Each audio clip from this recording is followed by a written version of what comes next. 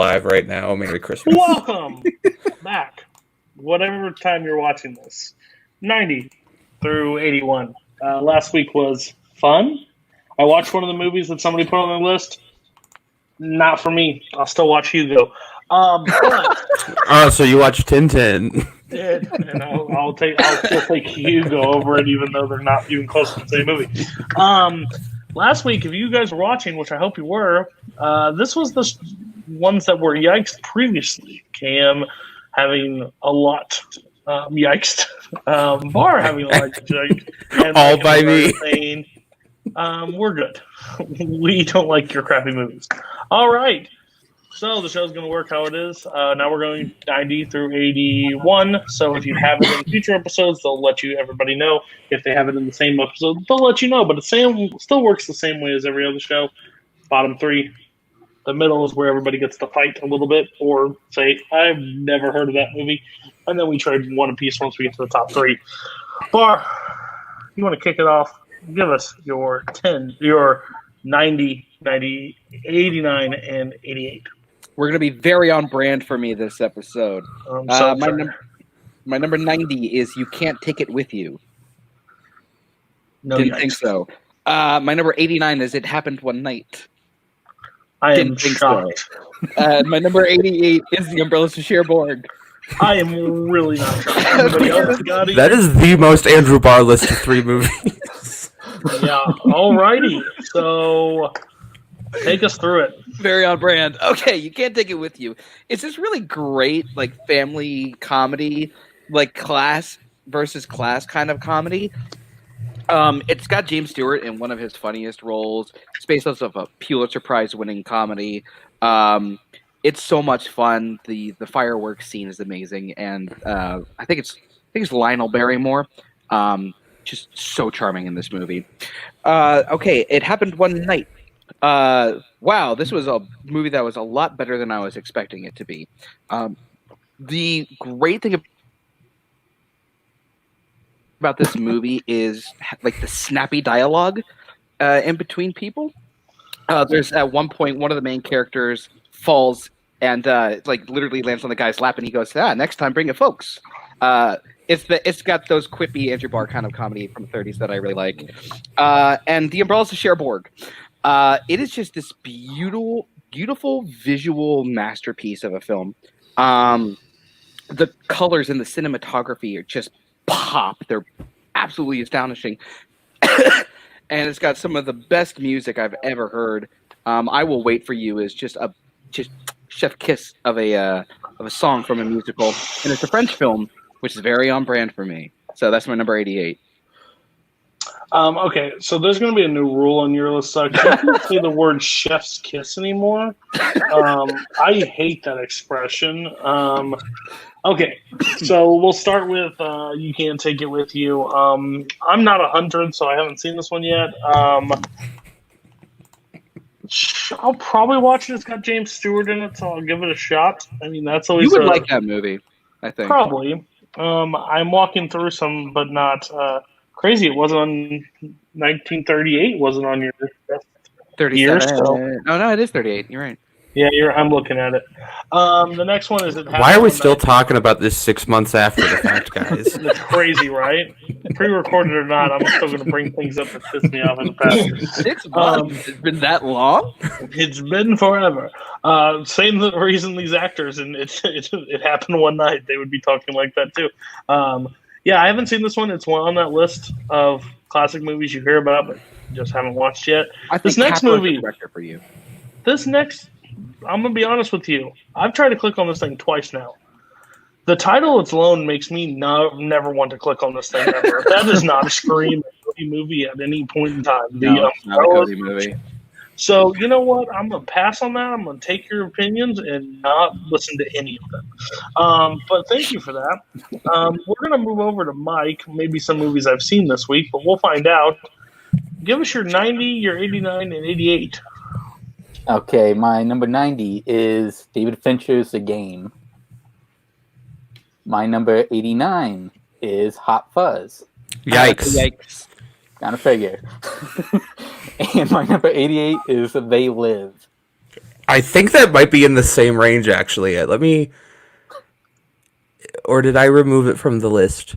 Nope, that's a yikes for a couple weeks, actually. Okay. Okay, so you were going to talk about David Fincher's The Game. Okay, so The Game. Michael Douglas, Sean Penn. It's got crazy shit in this movie. It's like if Willy Wonka wanted to play a fucking game, this would be the game he would play. You got people jumping off of buildings. You got people jumping into dumpsters. You know, you got psychedelic shit going on in his fucking house with fucking Jefferson Airplane playing in the background. You got a creepy ass clown looking at him the entire time. It's just got some crazy fucking nonsense in this movie, you know, but it's fucking awesome. It is an awesome fucking movie. Michael Douglas is amazing. Sean Penn is amazing. And his name's fucking Conrad, for Christ's sakes. I love the fucking name. The name is fucking great. How could you not love The Game? Now, I'm not going to give away the spoilers for this movie, but if you haven't seen it, it's a crazy fucking ride. It's a great fucking movie. It is a crazy ride. The Game is very wild, and I don't know if I'd have it on my top 100, but everybody should at least watch it once in their lifetime, I think, because it's out there. That's for sure. Okay, we're going to Cam. 90, 89, 88. What do you got? All right, my number 90 is the Stanford Prison Experiment. What a shock. My number 89 is Little Miss Sunshine. And my number 88 is 500 Days of Summer. Alrighty then. Cool. Number 90, the Stanford Prison Experiment. The other day, Kaleb Koho called me a sadistic monster for having this on my top 100. And I think it's just a movie where, like, if you know the true story, you constantly think just, how in the world did they let this happen? This is insane and something should have been done. And then you watch this movie and it's like, I still, for the life of me, have no idea how they let this happen, but it's really interesting to just see how wrong people were in making decisions around this terrible event. It's really compelling. I think it's Billy Crudup is the lead, and he's fantastic. Ezra Miller is great in this movie. It stars my boy Johnny Simmons. That's what Barr was saying, of course. No, it's just, I think it's really well made. It's hard to rewatch over and over again, but I think for a one-time watch, it's fantastic. My 89, Little Miss Sunshine. A few weeks ago, words were thrown because I had not seen this movie, and we were having a discussion about movies from 2006. I watched it the next day, and man, I love this movie. The entire ensemble is fantastic. Steve Carell is great. Alan Arkin is great. Paul Dano is probably my favorite performance or character in the film. Abigail Breslin is an adorable, charming small child. I just think it's really great. It's really funny at moments, but really heartfelt. Just really enjoyable. And then number 88, 500 Days of Summer. It's a great, love...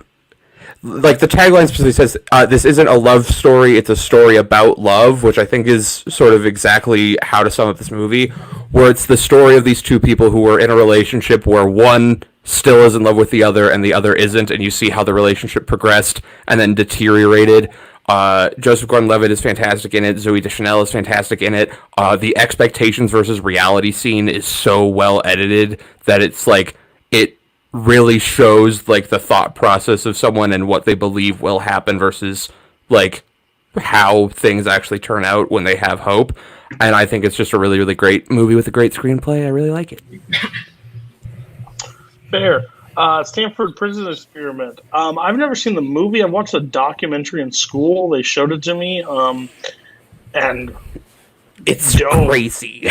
Yeah, it's a nuts experiment. I don't want to watch a movie based on it because I saw the real people go through it. Yeah, so, it's messed up. Like, it's messed. So I honestly, to tell you the truth, when they put it in, when Koho was typing it up, I was like, they made a movie about that? I didn't even know they made a movie about it. So that's kind of crazy. I don't know if I want to watch it, but that's fair.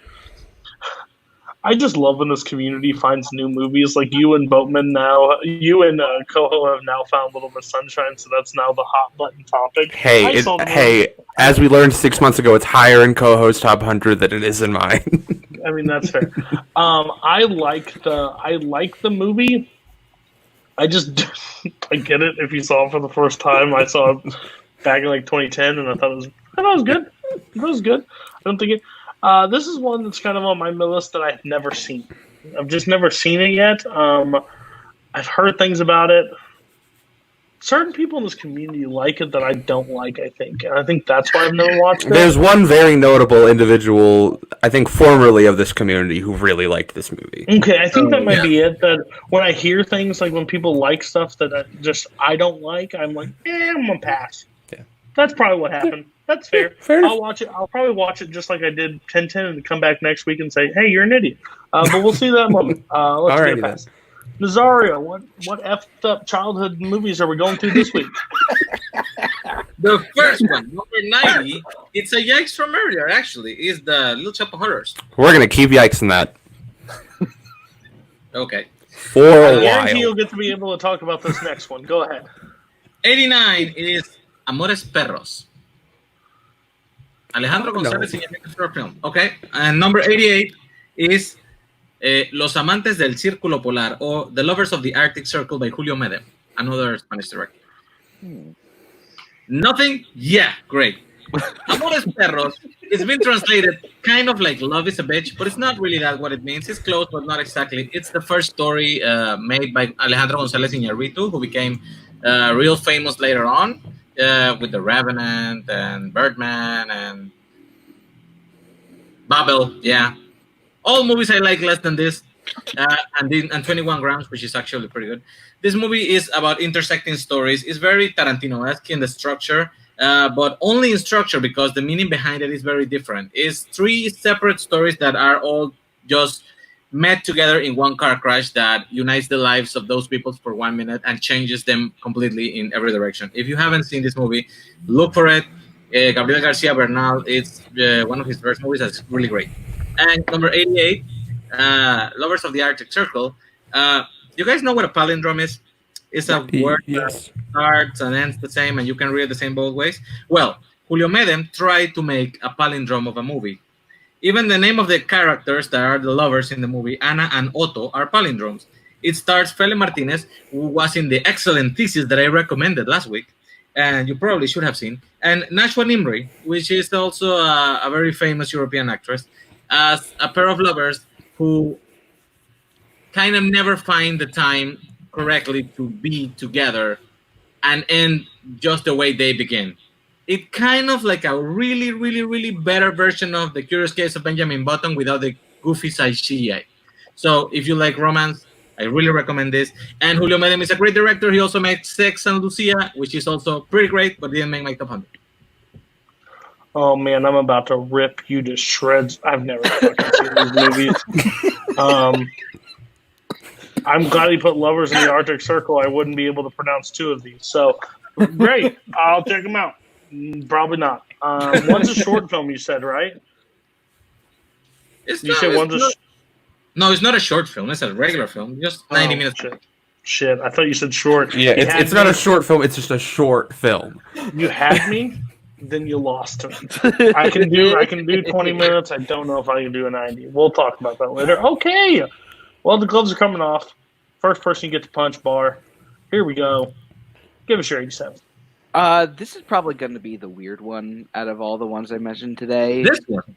Yeah, well, not weird, but like the most out of place out of all the ones I talk about this week. It's Anchorman: The Legend of Ron Burgundy. Okay. Don't make that face, Nazario. So this is just one of those movies that I just enjoy watching so much because, like, for some reason, the comedy really connects with me here. I'm not the biggest Will Ferrell fan. I respect him in some movies, and then other movies I find him just like really annoying. But this is the sweet spot for Will Ferrell, in my opinion. This has got just an all-star comedy crew. It's so many quotable lines, a great story, a lot of really funny cameos and just really funny sequences. The news fights, the news team fights is great. The bear fight at the end is kind of funny. This is a movie that I keep leather bound and smells of rich mahogany. Anchorman. I love this movie. It is one of my favorite comedies. Very quotable. The second one's atrocious. It's really bad. This one, they should have just stayed at this one. I think everything, like, it just was a funny concept, and it was when Will Ferrell was still funny. So it has everything for me. I think the entire, like, new. I honestly think Ron is like the B tier player in this, because I think like Paul Rudd, Steve Carell, all of them are way funnier than him. I mean, they literally push Veronica Corningstone inside of a bear, and then he jumps down to try to save her. Bear fight. It's just it's funny. And then they do all the funny things, which I laughed really hard when they said all these people went on to do this certain stuff, and then they came out with the second one, and all that stuff didn't matter anymore. So that was cool. It was funnier when they just made up things instead of showing us their actual lives. But no, Anchorman's a great movie. Guys, why do you hate Anchorman? I think it's funny. Witches. It's no witches. I mean, honestly, I think it's funny, but it's no Catalina wine mixer. I mean, that's facts. That's a fact. That's a fact. Anyone else? It's a pretty good fucking movie, you know. Ooh, that's only like 3.5 stars from Mike. Ooh, I never got attached to this like a lot of other people, because I just don't get attached to Will Ferrell unless it's Alf for some reason. Not enough defecation in this. Exactly. Not enough raccoon attacks. You know, I really like this movie. Steve Carell's Brick is probably my favorite part. I don't know. I've never like loved this movie, but I do enjoy it. You guys are putting me in a glass case of emotion. I love Lamp, but I don't love Anchorman. All right. Let's see. My number 86. Yeah, my number 86 is the only Christopher Nolan film I have on my list, if I'm not mistaken, and that is The Prestige. I might have that. Give me a second. Yep. I'll give you a second. It's going to get real easy when we get top 40s. Yeah. There is. Yeah, keep going. No, he does not have The Prestige. Interesting. Okay. Interesting. I thought I had. Okay. So The Prestige. It's my favorite Christopher Nolan film because I don't know why. I just really love placing this kind of story in this kind of time period. Just really works really well for me. Because especially like the setting of it all just works with that kind of mysteriousness and that question that just floats throughout the entire movie. It's a movie that just whips you one way, and then you think you're going another way, and then it takes you another way, and you're along for the ride the entire time. I think this might be my favorite Hugh Jackman performance. It's probably one of Bale's best performances, and honestly, just the mystery around this movie is so intriguing. It's such a great watch, and I think it's Christopher Nolan's best work. It's my number 86. 86, Nolan's best work. That'd be hot takes in this community. I know, right? Remember when Christopher Nolan made great films? Me too. Prestige is one of them, I'll tell you. Dark Knight was another. Can't really tell you another one beyond that. I haven't seen the one that came out in the summer yet. I'm still waiting for watches if that actually ever hit. But this movie's fantastic. I think it's weird that you said like this is one of Bale's best performances. It's kind of hard to like point out many Bale performances that are terrible. Yeah, maybe that Ford v Ferrari that you think is hot garbage. But it's fantastic. The Prestige is good. I think I'm with you. I think this movie wouldn't work if it wasn't in the time frame that it was set in. Like all that. I think every element to this movie makes it a success. If you change one part of it or do something different, I don't think it works. So, no, I really like The Prestige. I think it's great. 86 is a little low, but okay. At least it's on the list. 3 of you didn't have it. We're waiting for Dunkirk to show up? We'll talk about that later if it does show up. I think I had it at one point. That's why I was confused, but I had to remove it. I had to make some space for witches, so it's gone. Yeah. Oh, God. Magicians and shit, it's a great fucking movie. You know, I love it. That's fine. A great movie. It's just those movies. If you had a 6-star rating, it'd be up there. I like. what you would say. I like movies about magicians. I have a different one on my list somewhere. Oh God! If it's got horsemen attached to it, I'm this is the one that came out the exact same year. Is it The Illusionist? It's not The Illusionist. God no. We'll move on. Okay, so 85. All right. My number 85. I know that some people in this community are going to be really annoyed that a movie by this particular director is here. I don't care. I think this movie's absolutely brilliant, and it's Chinatown. Okay. Chinatown is another one of those, like, it's sort of like The Prestige for me, where the mystery and just, like, the twists and turns that it takes, it's just really interesting. I think this is a very strongly acted movie. What I also really love about this movie is how smart Geddes is as a character. He genuinely does little things that are very smart, like when he puts the watch under the car, or just to see when the car backs up so he knows what time the person left. It's those little details like that that make Chinatown such a really interesting one. One that you can keep going back to. I think this movie is absolutely brilliant. So I may be a little low on some people's list, it may be a little high on other people's list, but I think Chinatown's just brilliant. In the universe that we're recording this, still haven't seen it. Hopefully by the time this airs, you can check my letterbox. I'm hoping to watch it. It's on my Vudu. I should watch it. I just haven't watched it yet. You guys didn't have it on there either. Why not? Haven't seen it either. Oh my God. Haven't seen it either. Oh, Jesus Christ. There.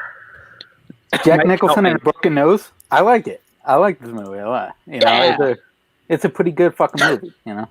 Oh God, that's still 3.5 stars. Funny enough, for some reason, I have seen the 2 Jakes. Huh. Weird. Okay. Now we're back to Barville. So go ahead, Barr. Hit us with your 84. Okay. Well, we are back to the standard Barr pick. Fiddler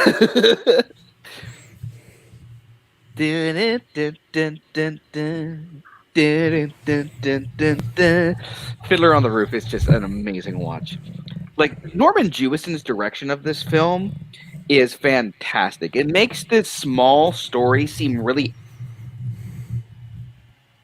epic in scale, which makes it a lot more relatable, honestly. And the best stories for a musical I've ever seen. It's probably my favorite written musical when it comes. And am I back? Yeah, you're back. Great. Everything went dark for a second.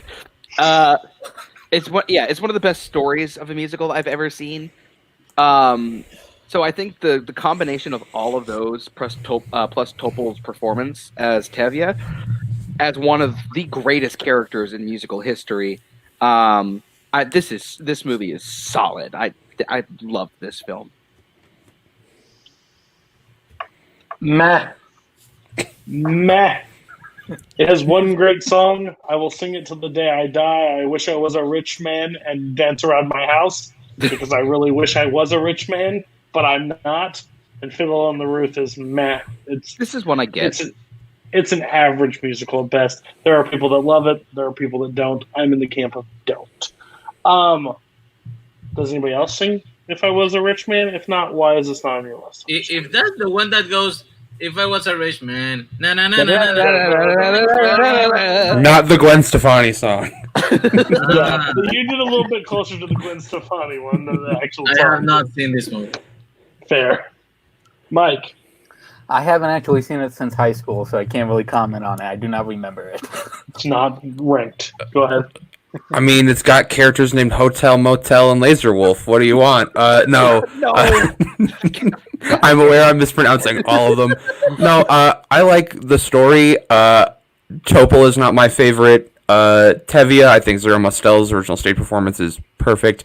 I kind of agree with Cody. There's the one great song, maybe To Life as well, but not a huge fan of it overall. All right. All right, everybody, get ready. We're back to Defecationville. We're going Mike's list. What has he got Yeah. at number 87? Okay, 87. I have the best family drama, the Texas Chainsaw Massacre. On anybody's list? I don't think so. Okay, so how would you guys like to have a picture taken of yourself and then threaten to be stabbed if you do not pay? Great, right? It's fucking awesome.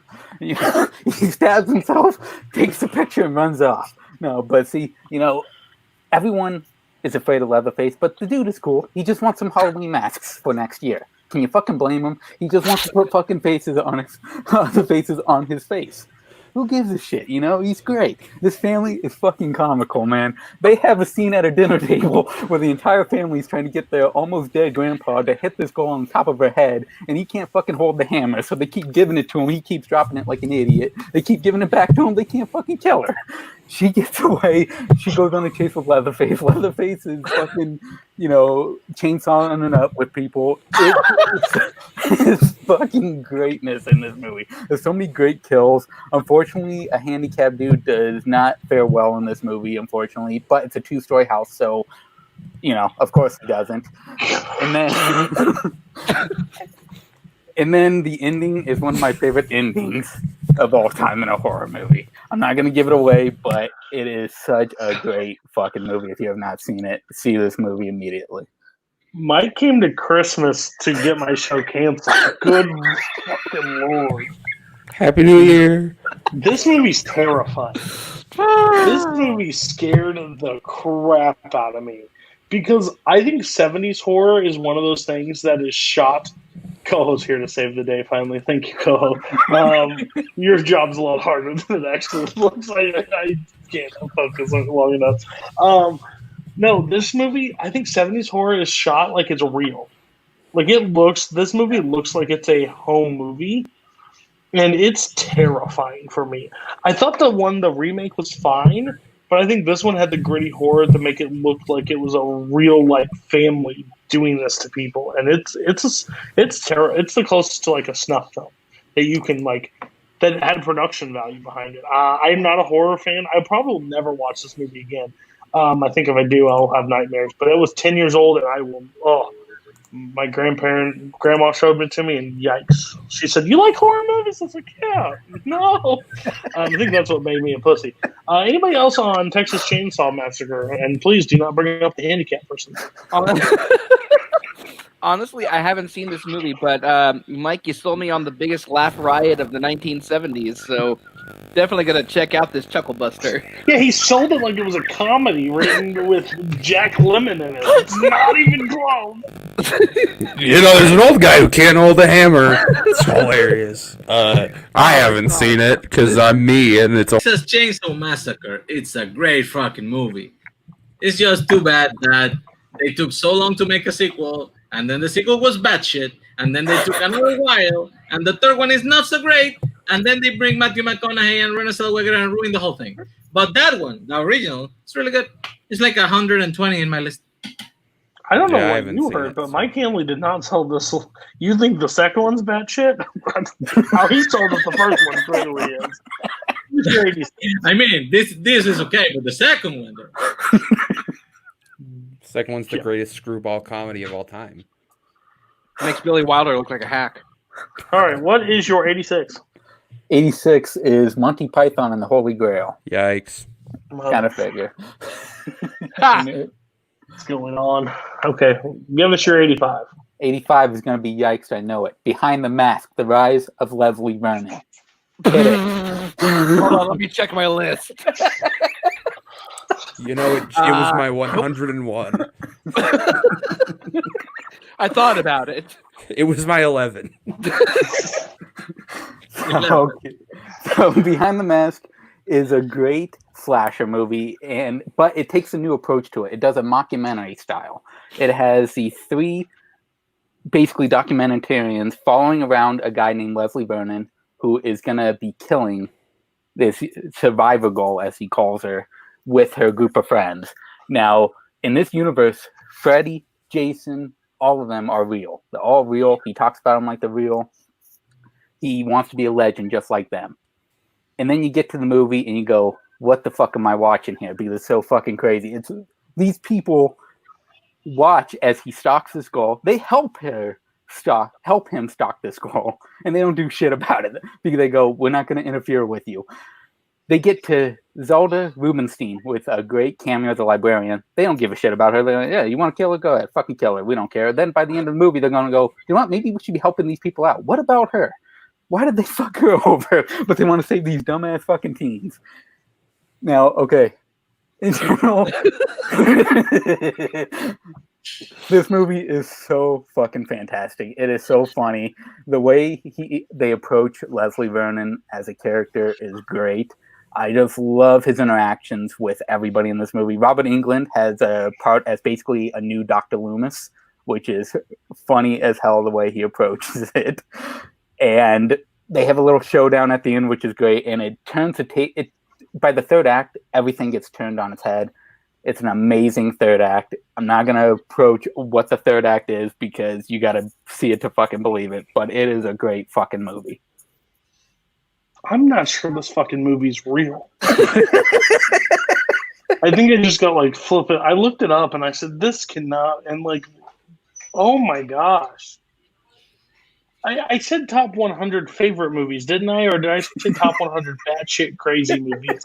Because if that's the way you're doing it, you're probably going to win the overall show. But man, I'm looking at this thing like, what the hell? No, I won't watch this. I'm sorry not to offend you. No. Everybody else, I get. Well, one person probably seen this. Nazario, tell me what this movie's about. I have not. And Mike, I want you to send me where the hell can I see this? Shudder. Yes. I was about to ask the same thing because honestly, this sounds really interesting. I kind Don't of support him. No, I'm gonna support him, Cody. You're not my real dad. Like, go back into your garage and work on your bicycle. Like, oh my gosh, I can watch this on Amazon Prime right now. No. It's an hour and 30 minutes. Don't do it. I haven't seen it, and I'm with Cody. I'm not going to watch this movie. I'm logging this thing tonight. Go to your 84. Hopefully it's a movie. 84, I have Peter Jackson's The Frighteners. Nice. Didn't figure it'd be on anybody's list, but this movie is fucking fantastic. This is an early Peter Jackson movie right before he gets into Lord of the Rings, and it's so fucking incredible. Michael J. Fox. I have a very big connection with Michael J. Fox. I've connected with him since I was a little kid because I was actually named after the dude. I love fucking Michael J. Fox. Anything he's in, I will watch, and I will most likely love. This guy is awesome in this movie, but he's such a terrible fucking driver in this movie. Jesus fucking Christ. This motherfucker hits everything. Every time he drives, he either drives off a cliff twice, he hits a fucking fence, he drives through mailboxes. This motherfucker can't drive worth a shit. But besides that, it is basically about him being a con artist of a paranormal investigator. Him and his ghost friends decide to con people out of money by having his ghost friends go into people's houses, pick up beds and shit, throw dishes, take babies and fucking chuck them around. And it's fucking, they had babies that have flown around with these guys right holding them. It actually It's hilarious. Yeah, it's fucking awesome. And it has one of the best performances by Jeffrey Combs after his batshit crazy 80s movies that he does. Jeffrey Combs is psycho. His backstory in this movie is he's a sex slave to Charlie Manson's family. Okay? It's such a fucking crazy concept for this guy.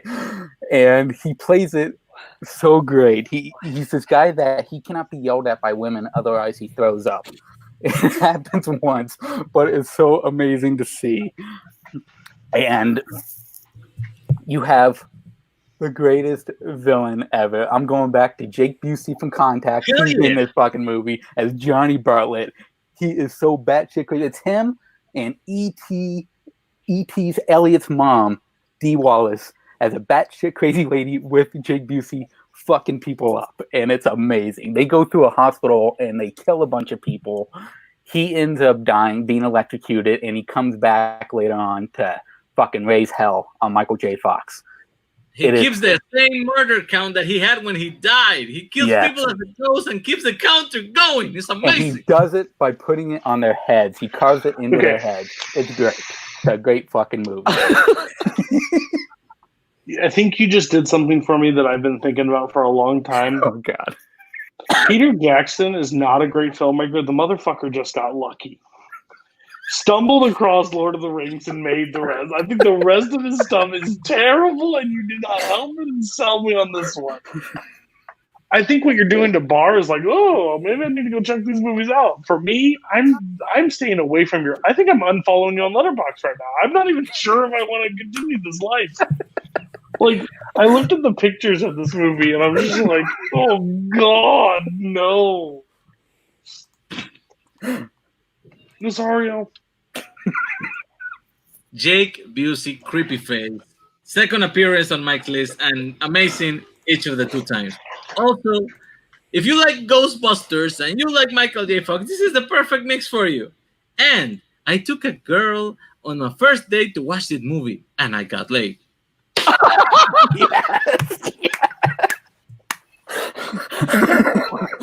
The greatest compliment the movie could have.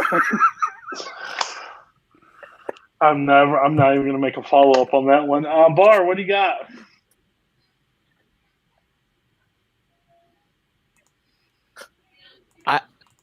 I've never seen this movie, but I'm so confused if I want to or if I don't.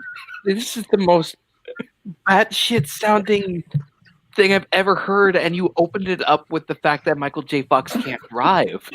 Like, yeah, that was the thing that led this entire. Yeah, like I'm so confused.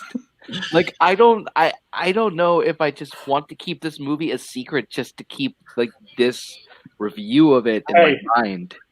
Just think of Marty. Just think of Michael J. Fox as Marty McFly. Don't ever think he acted beyond that. You'll be better off. Cameron, you have not seen this movie. I guarantee you're probably not going to watch this movie, but I just need you to verbally say that. Mike, can you just like give me a conservative estimate of how much of your list is horror so I know when to tune out? Oh yeah, you got about probably good 40%. Lovely. Maybe. We're gonna have some very different lists, Mike. That's why I created the panel I did. I knew that we'd have some symmetry, and then Mike, and then you. It would be perfect. Okay. Was that your 84? Yeah, that was my 84. Oh, thank God. Cam, last week I was with you. This week I'm off. Not enough shitting. 87. This is going to be a very on-brand Cameron Holzman pick. My number 87 is Sky High. Yeah. Go ahead and talk about it. I've never talked about this movie before. Yeah. Look, this is not like a perfect movie by any means, but I love it. It's I know, shocker, right? I think it's just a really fun, different take on the superhero movie. It's a great coming-of-age film, which, as a still teenager, coming-of-age movies are kind of my bread and butter to a degree. I also have just like a very special place in my heart for this movie. This is one of the first movies that me and my best friend watched together, and we're just like had a great time watching this movie. So there's like sentimental value, but it's like really fun. It's got a great sense of humor. The side characters are all super memorable. Like, you've got a kid whose power is that he glows in the dark, but he's really charismatic and you really, really like him.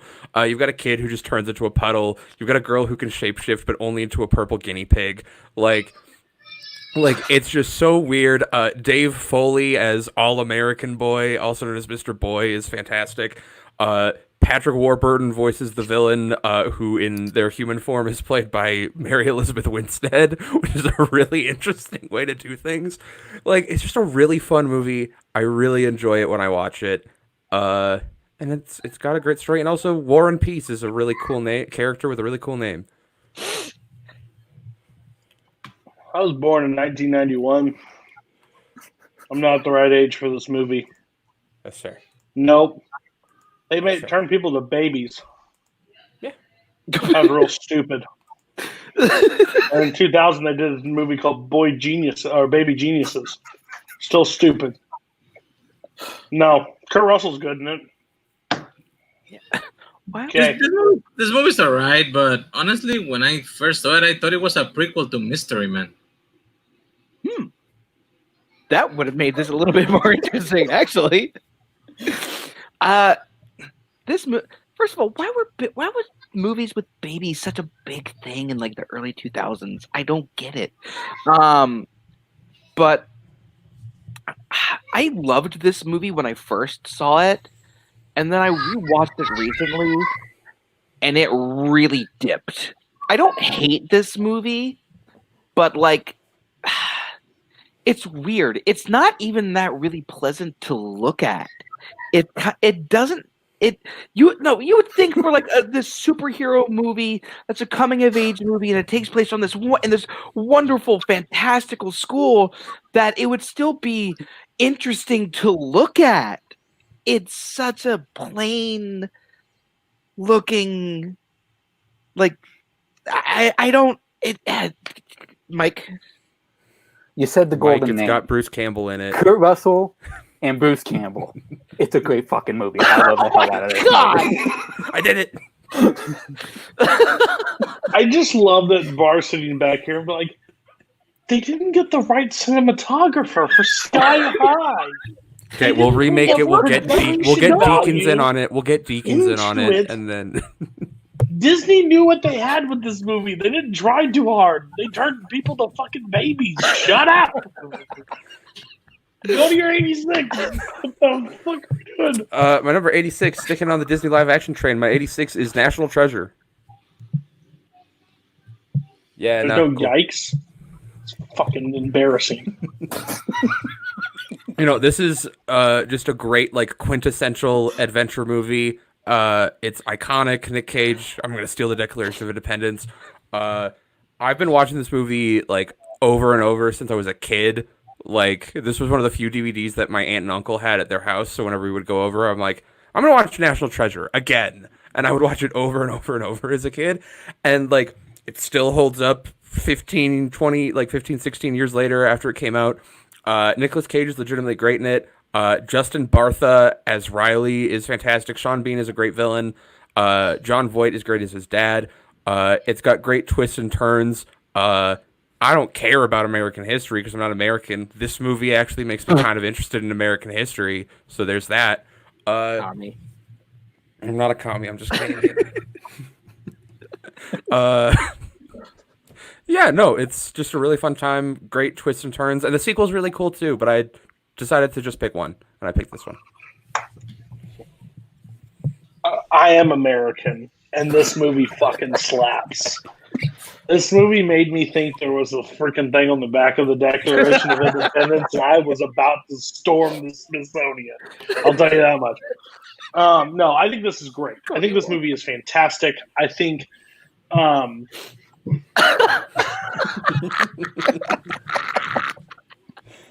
USA.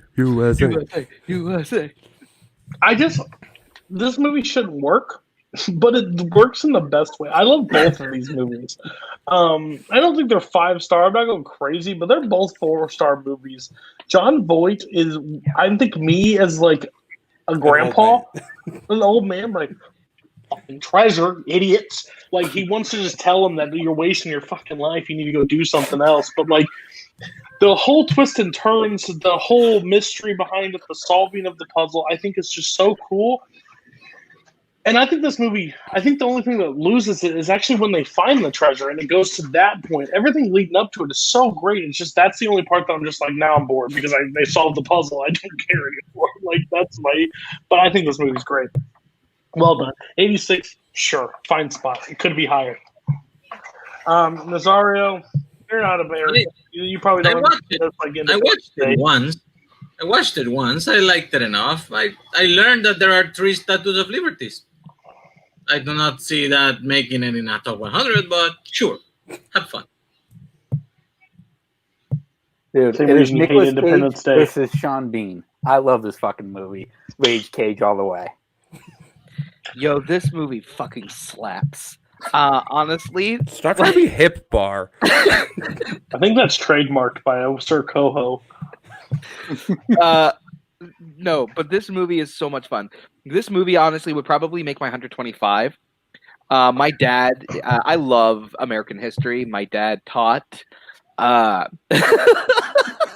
This is number 11, guys. my dad taught politics in high school, so he actually would show this to his class. This movie's so much fun. I really do enjoy it. I hate the fact that it's not on my list, but like once again, guys, this is number 11. This is number 11. Oh, wow, they got me. Go to your 85. My number 85 is Juno. Not surprised. You know, Cody's just gonna leave after every one of my picks. Tell me about it, home skillet. No. See, Nazario is essentially giving exactly what I love about this movie. This movie has the weirdest screenplay ever written, and I love it. It is just so weird and quirky and strange, and I love it. That ain't no Etch-a-Sketch. This is one doodle that can't be undid, home skillet, is one of the greatest lines in cinema history, in my opinion. Michael Cera, I think, is fantastic in this movie. Ellen Page is great in it. Just the amount of sarcasm and snark and apathy she fits into every line, where it's like, your shorts look extra gold today. Go Carol. And it's like just those little moments that I love. And then it's got this like great dramatic through line with the actual main story. J.K. Simmons does great as her father. Jason Bateman is absolutely fantastic in this movie. I just really, really enjoy it. It's very funny. It's got a lot of heart. Juno. I saw this movie once. Then I was going to say, hey, I told my wife, I said, you like Juno, don't you? She's like, no, not really. I said, oh. Then I never watched it again. That was fine. It's passable. 07, right? Movie release dates, is that right? 07? That's right. Yeah. I think so. Yeah. You right. Stopped. Fine. Why do you guys hate Juno like me, I guess, or just didn't thought it was okay too? Honestly, it's one of those. This is gonna sound so weird. It's one of those movies I've never seen all the way through, but I've caught like bits and pieces of it on TV, and I enjoy what I've seen, just not enough to make me go, I need to watch this movie entirely. Like, I love J.K. Simmons in this movie, in the scenes I've seen. Like, oh, I didn't even know he had it in him. Like things like that. But it just never interested me enough to want to watch the whole thing through. I like the movie enough, but it does feel like Diablo Cody was still finding her voice when she wrote that screenplay. She was testing, pushing things here and there. She has made so many scripts after that. Jennifer's Body, Tully, Young Adult. All of those better than Juno. But if you like it, you like it. I hated this movie the first time I watched it. I really did. But then it has grown on me over the years, and I now enjoy it. J.K. Simmons is amazing in this. And, it's just a fun movie. I enjoy it for what it is. You're probably on movie 6,000 in December right now, Mike. Has this been a part of your rewatch or not? It might be later. It might be at some point. Okay, just checking. 84. Yeah, my number 84 is Stand By Me. Yikes. All right. There we go. There it came. Now I the just have to mystery's put gone. 80s movies on my list, and then I don't have to talk. That's All the right, formula. Nazario. Okay. Let's go. 87, right? Correct. This is 1984's The Karate Kid. Yikes. Okay. Shut up. 86. This is a movie that I watched the first time and I didn't like, but I watched again, I like a bit. And the more I watched it, the more I enjoyed it, to the point that I actually love this movie. It's the Rocky Horror Picture Show. There's going to be a fight live on camera right now. Oh my god. Okay. Okay. This movie's so weird. It's kind of pointless and insane. and yet it makes a great musical. I have seen it on stage, I have seen it on the movies, and the more I watched it, the more I enjoy Brad and Janet's story, the night that they get a flat tire and they run into the castle of Dr. Frankenfurter. It's the music with the scenery and the choreography, and to be honest, the interaction, because it kind of gains the public, and you learn the stuff. You know when to scream at the movie. You learn when to, interact with it in a way that it's just fun. And my wife watched it 20 times before she liked it, but she liked it. So it's got to have a spot in my top 100. Rocky Horror Picture Show. Tim Curry is the best Frankenfurter I've ever seen. So I've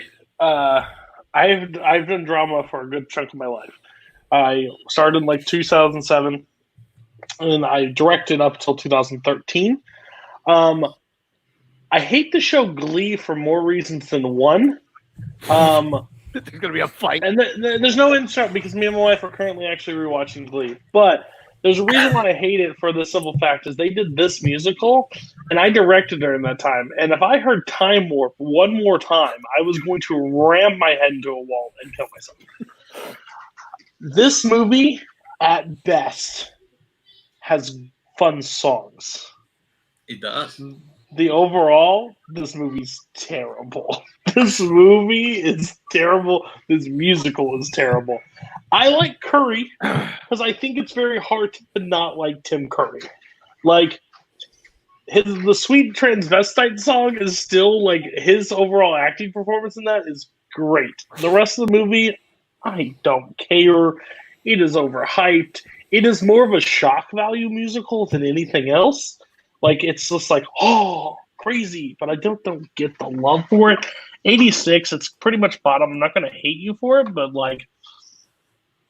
man, you think the Karate Kid is worse in eyes than the Rocky Horror Picture Show. Okay. So are we going to Barr first or last? I'm going to save Barr. I'm going to go to Mike first. Then I'm going to go to Cam. Then I'm going to go to Barr. So, Mike, what do you think about this? This has got some outlandish stuff in it, some crazy things. Why is it on your list? I will say I don't know if I hate or love this movie. I can't fucking tell. But the meatloaf scene is fucking incredible. I've watched that scene over and over because it is so batshit. But I enjoy this movie for what it is. I do. Cam. Okay. Tim Curry, phenomenal in this movie.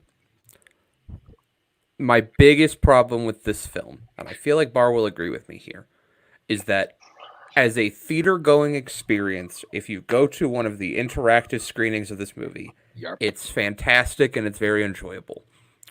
But if I were to sit at home and watch this movie, I don't know if I would be able to finish it on my own.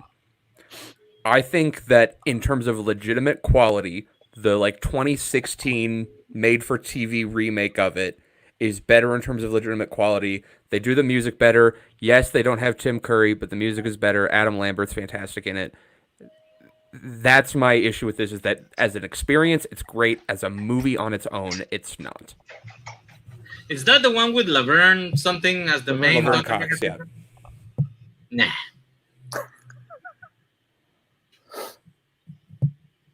Barr? Hi, Barr. You put Yankee Doodle Dandy on your list. Give me. You did. You put Fiddler on the Roof. Give me time. I'm ready for my cousin to do this. Because, okay, first of all, Cameron is absolutely correct.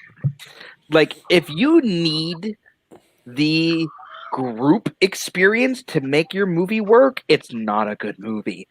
And here's the other thing about this movie that I really don't like. It's the structure of it. The guys who made South Park gave a speech to, I think it was a college class, and one person asked, how do you make a good story? One of them said, you tell a story by going, this happens, therefore this happens, and because of this, this happens, etc., etc. A bad screenplay is this happens, and this happens, and this happens, and this happens. That's what this movie is. It's just one crazy thing piled on top of another crazy thing, piled on top of another crazy thing, with no logic, no sense to it. It's like a German art house film that became a 70s cult musical. I can't stand this, and I'm with Cody. If I have to hear how Time Warp is one of the greatest fucking like musical numbers of all time, I'm gonna punch my hand through a window just so I can start bleeding out and black out.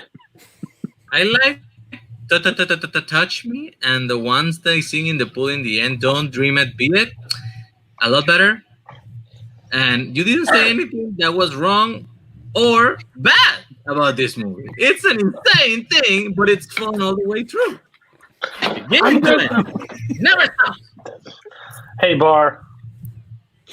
Let's do the Time Warp. Okay, go to your 85. It's okay, Barr. It's just a jump to the left. 85. And I can't do the right. Go ahead. 85. I got David Fincher's Alien 3. No. Okay. Oh my god. Have a good night, guys. God. All right, go on. This is far from the worst Alien movie, guys. This one, it's the first one I got to watch in theaters. I was 10 or 11 years old when my dad took me to watch this, and I found that amazing. True, I haven't watched the first two when I watched this, but I really enjoyed the claustrophobic feeling of it and just the visuals and the look of the story.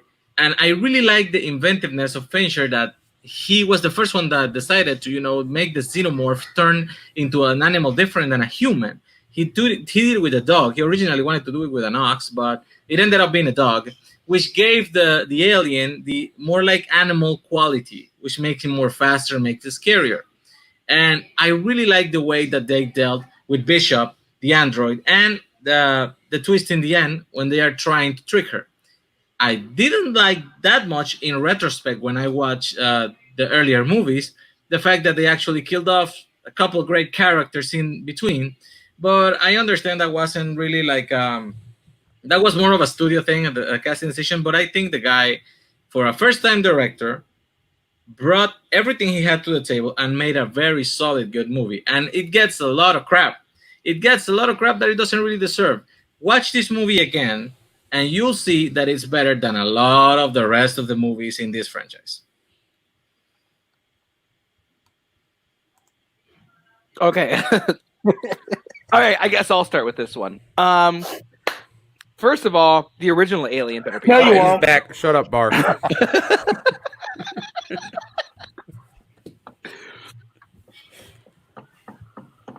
You have Alien 3 higher than the Karate Kid. Did you despise the first two movies? Because I honestly tuned you out. I didn't hear a damn word you said. Because those first two movies, different. You can like one, you can like them both, you can like one or two. I think they're both great. Then this one, this should be on Mike's list because Fincher comes along and defecates on Alien. Literally, I hate the argument. This is not the worst Alien. Well, okay, doesn't mean you gotta watch the rest of them. But everybody went in seeing Aliens, and then of course I want to watch this one. The other two were fantastic, and then this happens. I'm ashamed. I'm ashamed of you. You make no sense. You make Rocky Horror Picture Shows better than this one. Now, Barr, you can talk about Alien 3. Nazario, I know we're trying to save some non-spoiler stuff, but please tell me that the first Alien is higher than this at least, because this movie, the prison has an honor system. The prison has an honor system in this movie. I don't think Barr saw what just happened. They have no weapons in the planet, man. Respect that. I didn't see what just happened, but Fine, I missed out on something funny, but I don't like. I just don't. Nazario, I love you, buddy. You're a great dude. I love hanging out with you. But if you ever told me, "Hey, let's put on Alien 3," the first words out of my mouth would be, "How about no?"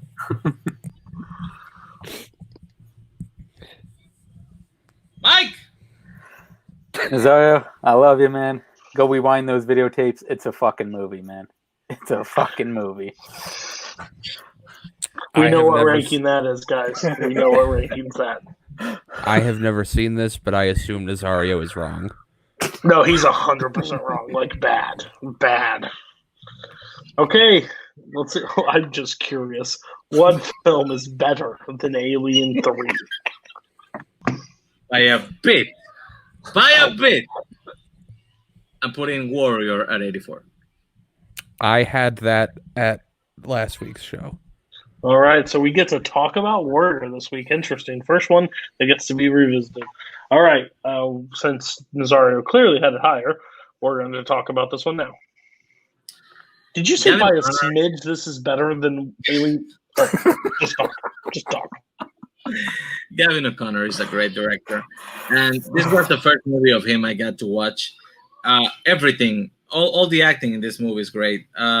From Nick Nolte as the father, and Joel Edgerton and Tom Hardy as the brothers, who obviously are estranged and cannot communicate with each other except now through actual fighting. Joel Edgerton has to fight for his life, and Tom Hardy has to fight because he doesn't know anything else in life.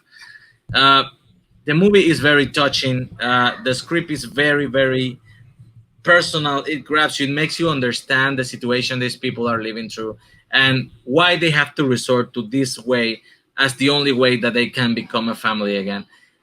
That last scene when, well, I don't know if we're doing spoilers, but the last scene of the movie, it makes me cry every single time.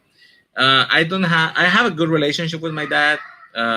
We speak on the best of terms, but he had a lot of things in his life that I didn't agree with, and we had some rough patches in it. But I can see when someone is trying to do their best within their own capabilities, and that's what I feel from Nick Nolte trying his best with his limitations to fix his family, to be with his sons. And the way the brothers end the movie, I mean, I cry every single time. This movie is great. This movie is really perfect. Yeah, no, this movie is fantastic. I am outspoken about the fact that the one Rocky movie I've seen I don't like. This is how you make a movie about people beating the hell out of each other and make it really, really good. That final scene Nazario was talking about, just the moment Joel Edgerton starts just going like, "I love you," immediately I'm like, "Oh, ooh," like it just hits you right in the heart, and you're like, "This is such a powerful moment." It's super well directed. The story's fantastic. Nick Nolte is great. Joel Edgerton's great. Tom Hardy is great. I just found this really, really interesting, and that's kind of crazy because I'm super not a sports movie guy. So, yeah. I wanted to see what I had it on Letterboxd, but apparently I watched it before I really gave a shit about Letterboxd, so I'm going to go back and watch it and then rate it. Warrior is amazing. I am a huge Rocky fan. Don't you ever say that slander on this show again. Like, I've only seen one of them. Which one? Rocky. Well, okay. Well, that's weird. I can see some. This movie has. I'm kind of with Nazario a little bit. Like, me and my dad didn't have the best relationship all the time. Growing up, I didn't agree. But like Nick Nolte just trying to like reconcile. Like, he's sorry for the things he did, and like sometimes bridges have been burned so far that sometimes they're just, in certain people's eyes, they're not fixable at certain points, and you don't understand why. But this feels like a brother relationship that is like insane to me, that shouldn't work. Like Kurt Angle is like the main, the big baddie in this movie at one point, and then that's such a weird concept. But that final fight, and you know that like Hardy gets injured, and he just says stop, and they just keep going, and just to finish it.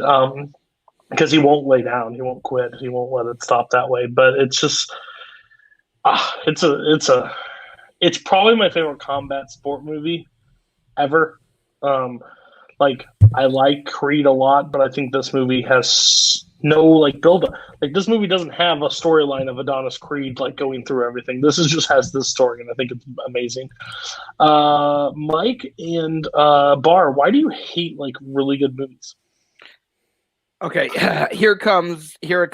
Oh, you've seen Yankee Doodle Dandy and you've seen The Umbrellas of Cherbourg, but you haven't seen Warrior? I haven't seen Warrior yet. Doesn't get you a pass at all, but okay. No, not even a little bit. Huh? Not even a little bit of a pass. No. I no want to pass. see it. I just haven't seen it. Still shame on you. I enjoy this movie. It just doesn't have the connection I would want it to. It's a good fucking movie. It really is. It has great performances. Just like the parts you're talking about at the end, it just doesn't have that connection to me that I would want it to really boost it up for me. But I think it is a good fucking movie. If Tom Hardy would have got punched in the ribs and then he would have shit himself. Higher or lower? I knew it was coming.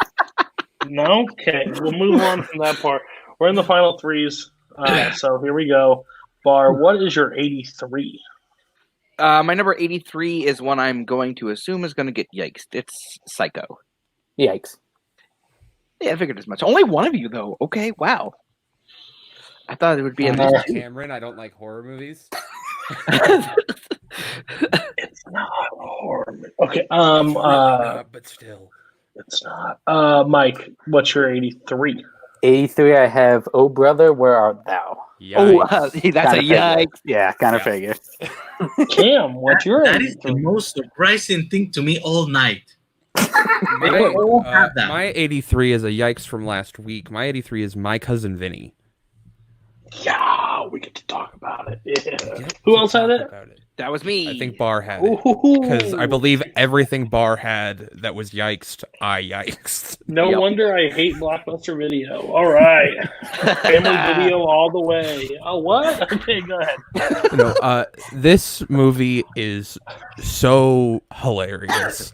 It is one of the perfect examples of a fish out of water comedy where you have just this extremely casual New York man thrown into the middle of the American South. I want to say it's Alabama, and you also have him thrown into a incredibly formal courtroom, and so just like everything's against him, and he like is so used to just being himself and using that to get what he wants, and they're like, no, you don't get to do that. You have to play by our rules in our city.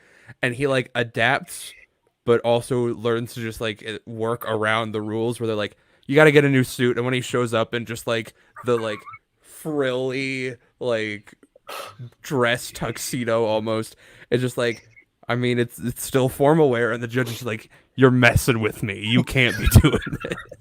No. And it's just really fun. And then like the whole actual trial is really compelling. I've seen breakdowns of like how it actually functions within the legitimate legal system, and it actually holds up very well. I think it's really, really interesting. And I also really like Ralph Macchio. Yeah, this is my number 100. I know Cody's gonna berate me for not having it higher, but at least it's on my list. I go to Family Video. So this movie, Joe Pesci gives one of the greatest comedic performances I've ever seen in my entire life. And Marissa Tomei, oh my God, she deserved that Oscar. I don't care what anybody says. That comedy is hard. Comedy is really, really hard to perform. And for the two of them to give the performances that they gave is so amazing. And just like some of the great moments, like the deer monologue. Imagine you're a little deer and you're walking around to your water. Like, I know I got it wrong, but still. And fucking pull it. Everything this man just said is bullshit. Like, it's great moments like that are just and it holds up so well because it doesn't try to be topical to the time. It holds its own, and it ages. You can rewatch it so often because of that. My Cousin Vinny is just one of the just greatest comedies ever made. The Two Youths. Yeah, this is my favorite comedy of all time. This is my number one comedy. I think this movie is amazing. I have nothing. I have said a lot of things about this movie. I think the humor from Joe Pesci standing alone in this movie with Marissa Tomei, like their whole scene is like, oh, there's me in the shower. Well, how did I miss this fucking key piece of evidence? Like, he doesn't realize he's trying everything because he's lying through this entire process and trying to like get these people off. The whole scene where he goes into jail and meets with his cousin, like his nephew's like friend. He goes, like, sir, I'm sorry. Hey, I hate this as much as you. Either way, you're getting fucked. And they're like, what? No. The comedic moments, like when he wraps up the $20 bill on the outside and has a bunch of ones on it and just punches the shit out of it. Like, it's just so much, like, in the breakdown. I love courtroom dramas that, like, they literally go by witness, and his look, I'm done with that one. I'm done with that one. Like, every time he gets one, he's good to go. It's not, I understand why it's not for everybody, but this one is, if I'm feeling like down in any way, I can put My Cousin Vinny on and it literally lifts me up. 100's barely on your list. I'm just going to say that. It's at the most teeter it could be. Nazario and Mike, I just thought about starting a fandom team in this league called Family Video and rivaling you guys just off the top of my head. But we'll wait for that to come out. Why didn't you guys have this? I only saw this movie once, around 1993, I think it is, that the movie came out. I was about 12 years old. I went to see it with my dad. He laughed. Okay. I thought you got laid again. No. I was too young for that. But I remember thinking that it was funny. I remember thinking that Joe Pesci was playing a character that was not what I usually saw him playing, and he was pretty good.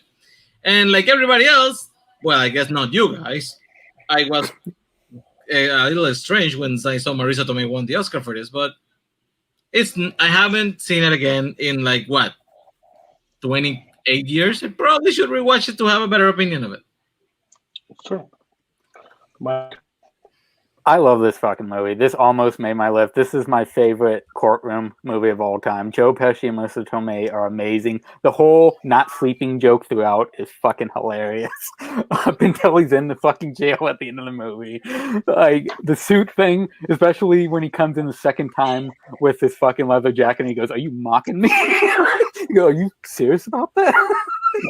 like they're comedic, and it's not only the jokes, it's their expressions, especially during the deer monologue. When Marissa Tomei is delivering that, it just cuts to Joe Pesci with the greatest expression ever of not knowing what the fuck is happening and what he should say. But I love this movie. It's a great fucking movie. Bam, a fucking bullet rips half your head off. Still so great. Hey, Barr, how does that make you an expert? It doesn't. Cut 4 points. Okay, we're on to Nazario. You're 83. Oh, my number 83 is the tragic story of the Maitland couple that tried to swerve to avoid a dog coming home from a trip and woke up on the other world. It's Beetlejuice. That's going to be a yikes for me. Barr, 82. My 82. Oh boy. Gee, I wonder if anyone has this movie on their list. Well, I guess we're gonna find out. It's a Face in the Crowd. Oh, gee, yeah, what a shocker. Okay. So, A Face in the Crowd. It's a movie directed by Elia Kazan. It stars Walter Matthau and Andy Griffith, giving this incredibly dark, dirty, evil performance. But it's such a rich story about this one guy that gets his break when he's recorded singing a song in a prison and just having that moment just skyrocket him into being like the biggest influential pop culture icon of the times, and having that influence lead into like political influences. Nazario, put that phone down. But then, like, you kind of see how much of a dirty, rotten individual that he actually is. Just tearing apart just the lives of everyone around him. Andy Griffith in this movie is just absolutely stunning in this performance. And honestly, this is a movie that I wasn't expecting much when I first watched it, and it gripped me from the moment that the opening scene happened. This movie is intense. It's got an amazing climax. This movie is this is a great movie. I just love when you're like, oh, it's got the director of this, blah blah blah. It's like, oh, that one. No, still no. It's the guy who did On the Waterfront and A Streetcar Named Desire. Still, but I was like, oh, this one. Yeah, I remember. No, I don't. I'll check it out. It sounds interesting. It has Mathau, so that's one of my top comedic actors. I don't know if it's much of a comedy, but I would like to see him do more of a dark role. That'd be kind of neat, or like a more dramatic role. So yeah, I'll check that one out. I'll give you a pass on that one. Everybody else, you all seemed very intrigued when he brought this up. You were so close to yikes it, but you just missed. So why did this not make your list? I haven't seen this movie. Okay. Keep the train rolling. I haven't seen this movie. Okay, there it is. I've seen this movie, but again, it was, I even think before high school, so I do not remember it. So it could be that I, at this point, haven't seen it because I do not remember it. Fair enough. I was just about to go let my dog inside, but then I was like, wait a minute. They're all going to say I haven't seen it. So, hey, Mike, what's your 82? Oh, boy. 82. Now, I know everyone's seen this movie, so let's keep the train rolling here. It's 1981's Possession. Oh. Right? Exact expressions that I had, too. Wrong. So, He went it's Sam Neill. It's Sam Neill in a great performance. He's getting, his wife is divorcing him.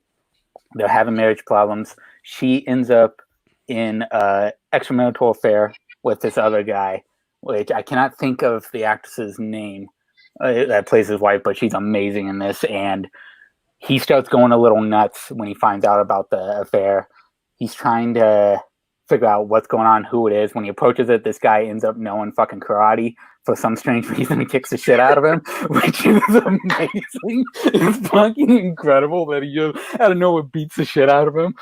And it's a different role for Sam Neill, especially like coming off, like the way he portrays it is very low. He's very subtle with his performance.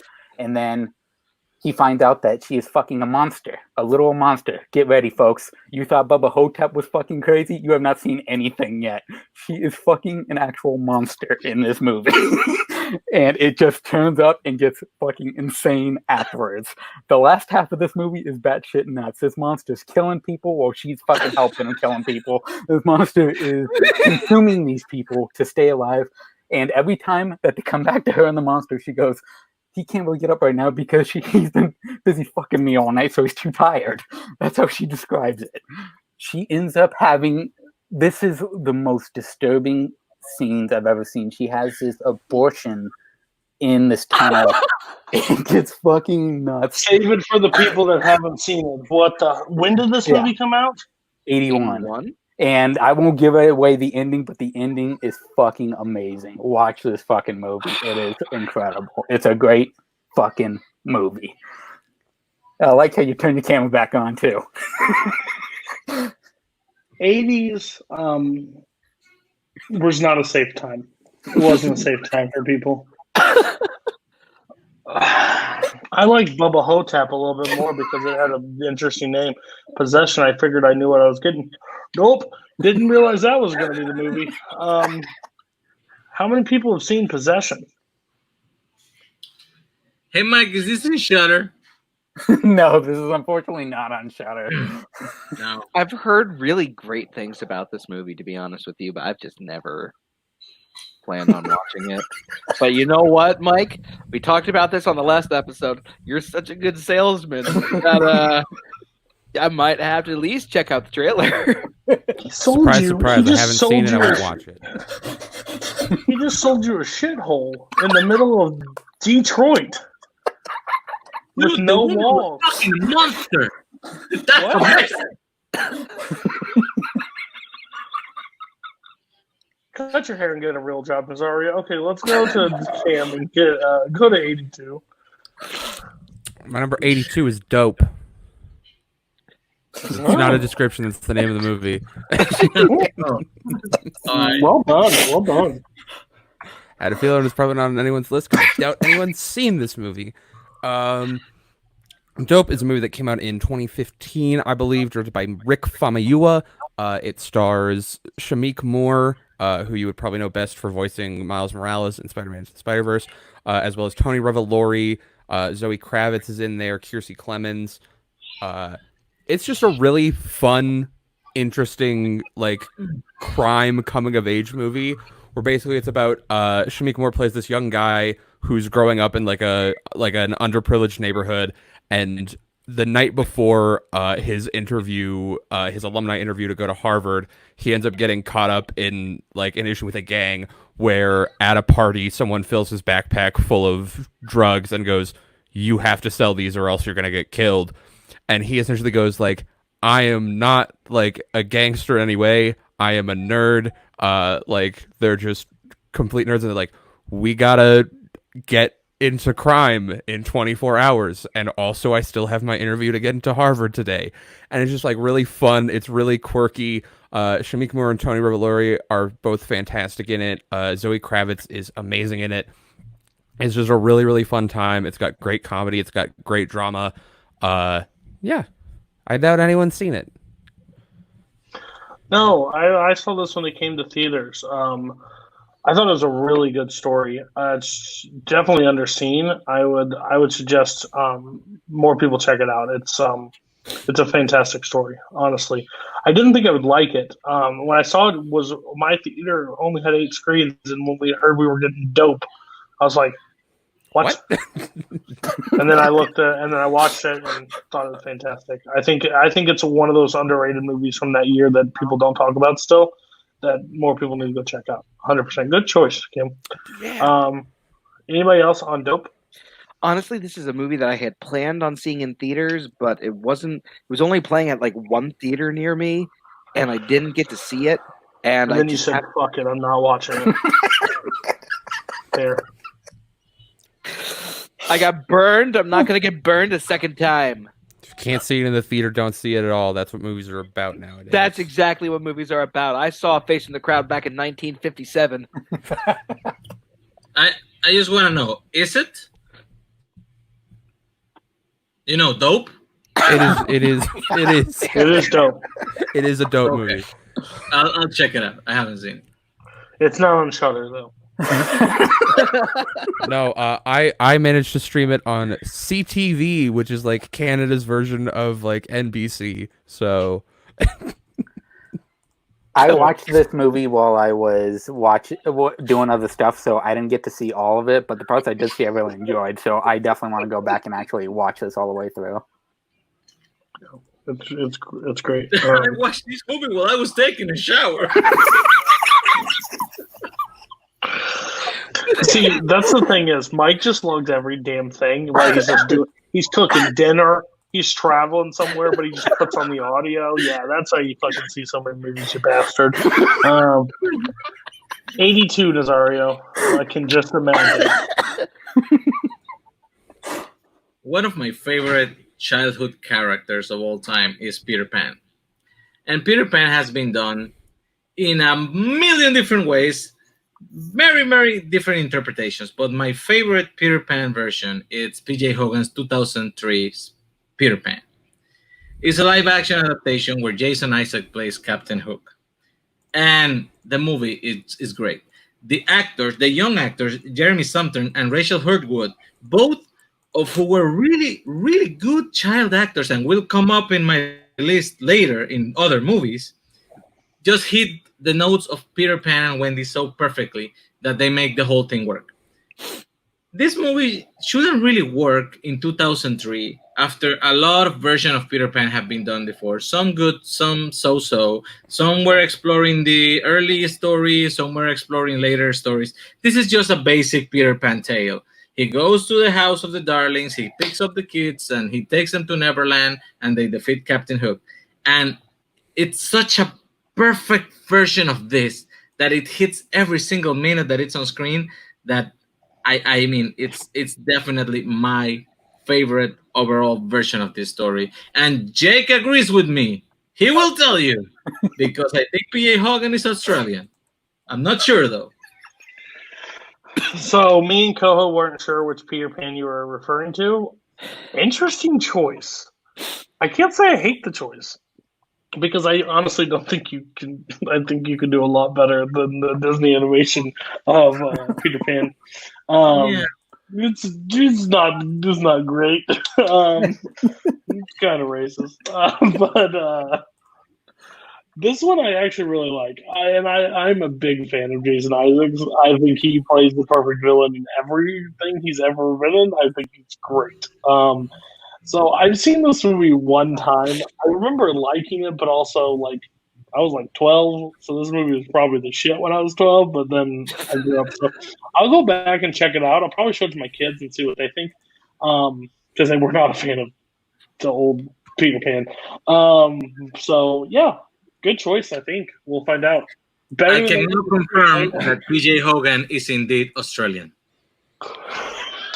Thank you for that. Is it PJ Hogan to Paul Hogan? That's what I was just about to ask.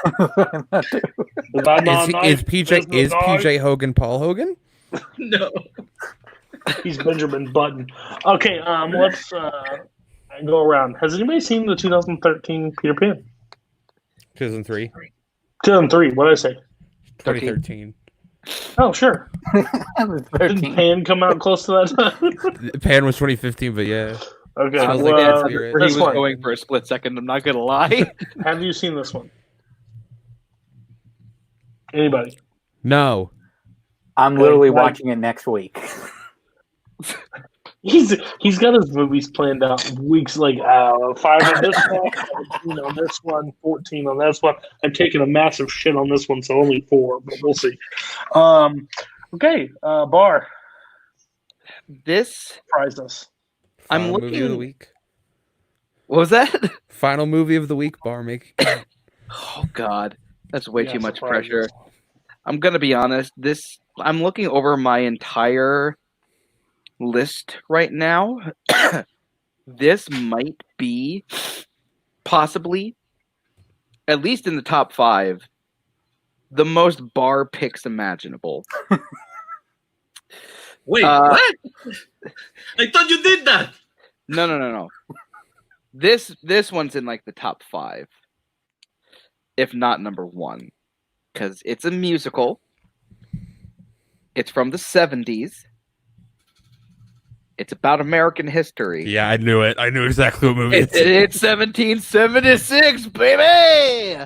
Yep. This movie is so much fun to watch, especially on the 4th of July over in America. USA. USA. William Daniels. No, it's not. Koho, you take that down right now. I don't care if you're running this show. William Daniels as John Adams. It's a magnificent musical masterpiece of a performance. Yes, Mr. Feeney plays the second president of the United States, John Adams. Trash president. You're not wrong. But honestly, he is so. The point of John Adams in this movie is that he's obnoxious and disliked by the other members of Congress. But William Daniels does it in such a way that you really like him as a character, and you understand. And the writing, and the writing makes you understand where this character is coming from, why he has these opinions that he's so vocal about, and the things like that. The songs are really fun. The opening song is one of the best opening songs ever in a musical. It's basically just telling everyone telling John Adams to shut the fuck up and sit down. And it's got some of just the grandest, most American songs in a musical ever. And really, really beautiful cinematography. So with 1776.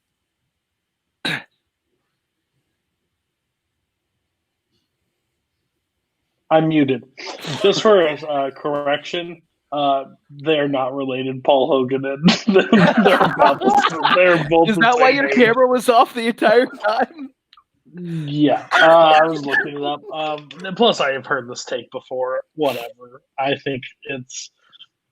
Go watch Hamilton. It's already out. It'll be the way better musical. I promise you that. Yeah, it came out 5 months ago. And we've already watched it 14,000 times. So, it's been the last 20 multiplex watch-alongs. At least me and Koho backstage on our own calls watching it together. I have definitely watched Hamilton 80,000 times. It has replaced Pirates as my favorite movie. Thank you.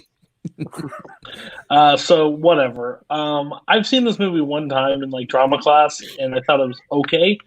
Never made me want to go back and rewatch it. I really think you should, Cody. If I'm going to watch something on the 4th of July, it's going to be Independence Day. That's all I got to say about that. That's fucking America. Now, if this had a speech in it, than the signing of the Declaration of Independence. Fucking defending them from alien invasion, you bitch. With Will Smith as a fighter jet pilot. Get out of my face. Let's go. America. USA.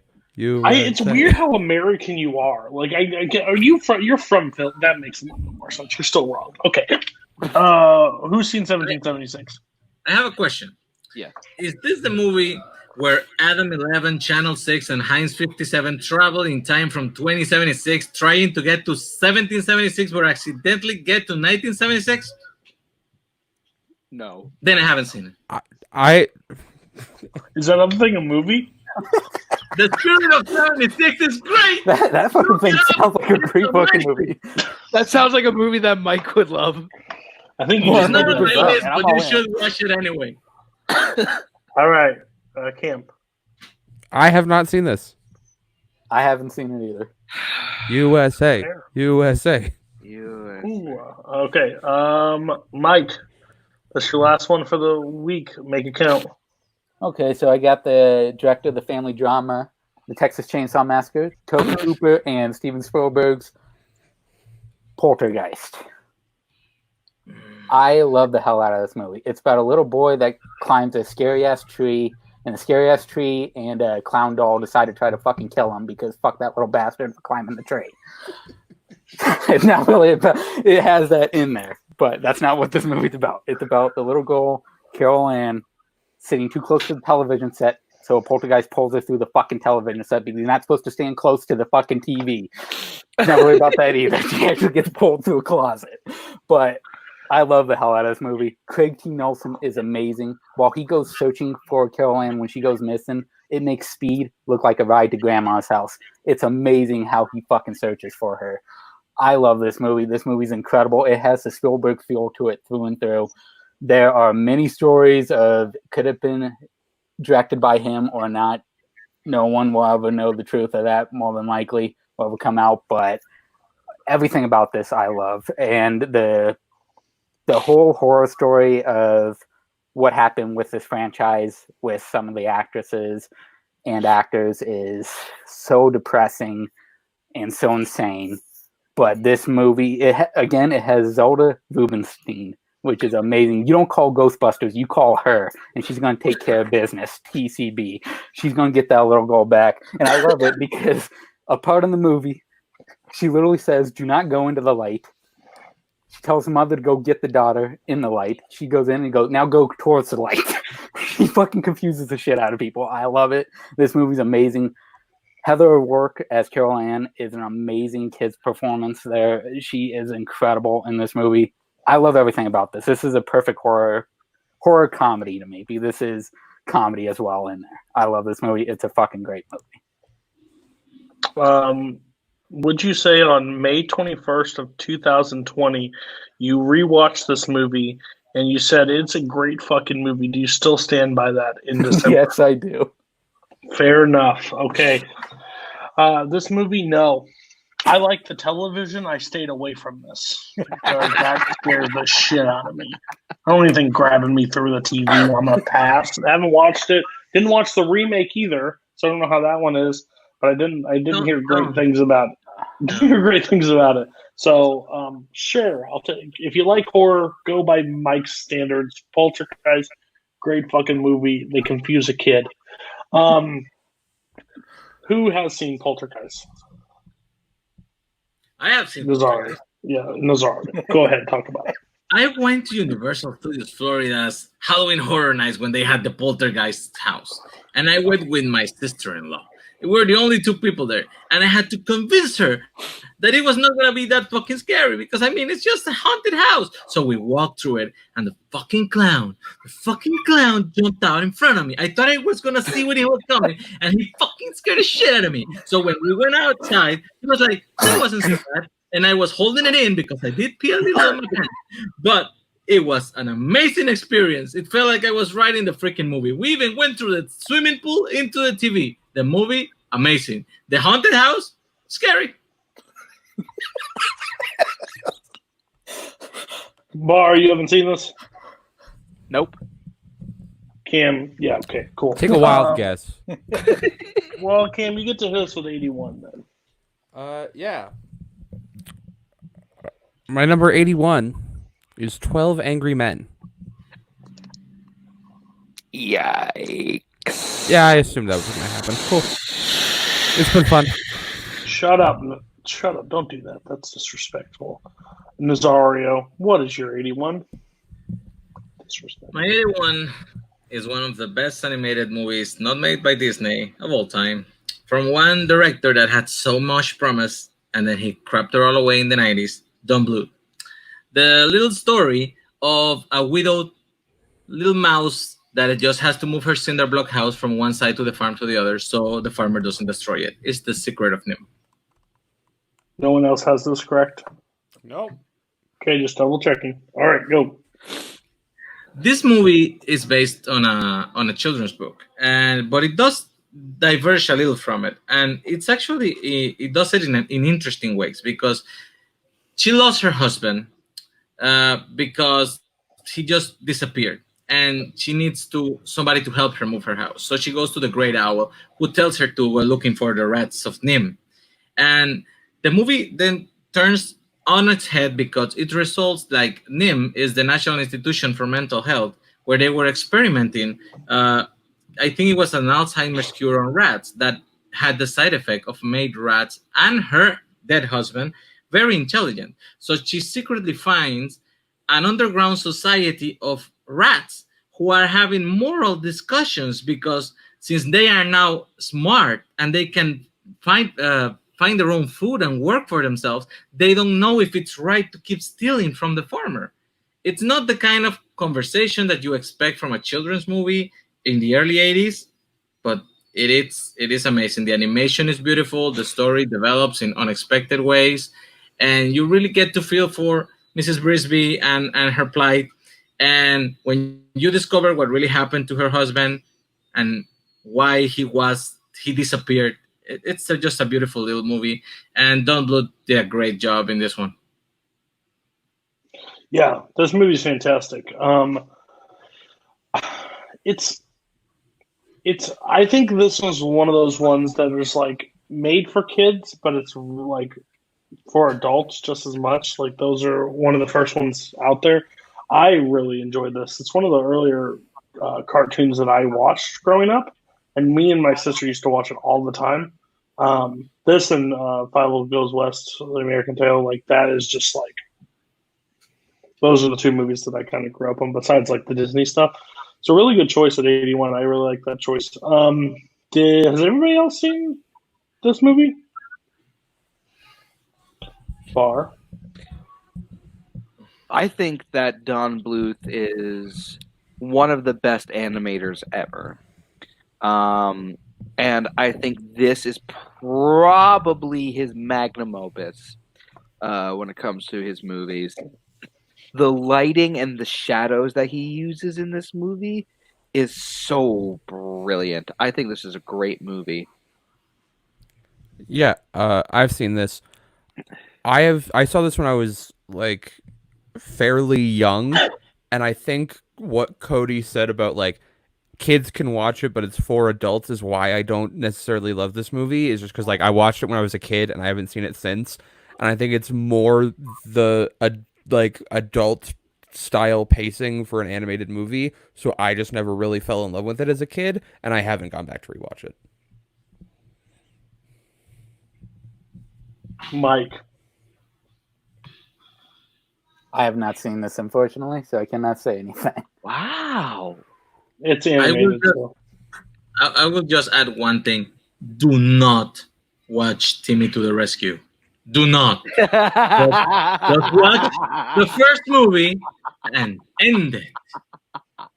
And Eric Idle is the villain. All right, guys, we have made it through another episode. A little bit longer than last week, but no big deal with that one. We're keeping good pace. So Barr's 90 through 81 was a lot of them patriotic. I'll tell you, if he says something about America, he'll put it on there. USA. Yeah, so overall good list. Again, I don't judge him for this list. Mike, we went on a fucking journey with Mike this week. Some of these I don't believe are still real. That's fine though. Don't watch anything. Don't watch 81, 82, 84, 85. Watch the 83, but we ain't talked about that yet. Next, we got Cam. We'll talk about some of these later. He has some definite him picks, but he also has some really good ones. National Treasure, My Cousin Vinny. So good choices all around. Nazario. Better than last week, I will say, but you still had Alien 3. What the actual fuck? Wow, you said Little Shop of Horrors is worse than Alien 3. And worse than We'll talk Rocky about Horror that Picture in Show. several weeks. That's fair. Okay, thank you everybody for tuning in. We will be back. Oh yeah, sorry. Top Yikes still carrying on. This is now going to 2 pages because there's a lot of crossovers. Nazario winning the race with the least amount of yikes. How? I have no idea with Mike on the panel, but we'll see how this goes. So join us next week when we do 80 through 71. We're getting a groove. I think we're heating up, and some punches may be thrown next week. I'm not sure, but we'll get there. I thought Rocky Horror Picture was going to burn the show down. Who knows what's coming? Tune in next week. Thanks, guys.